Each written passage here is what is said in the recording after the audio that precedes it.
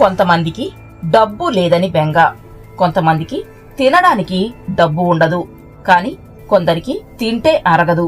ఇద్దరిలో ఎవరు బెటర్?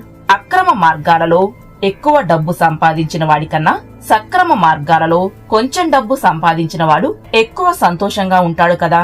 వీరిలో ఎవరు అదృష్టవంతులు? ఒక్క చిరునవ్వుతో పరిచయం చేసుకుంటాడు ఒకడు. తన డాబు దర్పంతో నా వద్దకు జనం రావాలనుకుంటాడు మరొకడు. ఎవరు నిజమైన సంతోషం కలవారు? కంటి నిండా నిద్ర, ఒంటి నిండా ఆరోగ్యం, మనసు నిండా సంతోషం ఉన్నవారే నిజమైన అదృష్టవంతులు కాదా? ఇంటికి రాగానే చిరునవ్వుతో పలకరించే భార్య, తండ్రిని చూడగానే సంతోషంగా ఉరికి వచ్చి వాలే పిల్లలు గలవారు అదృష్టవంతుల?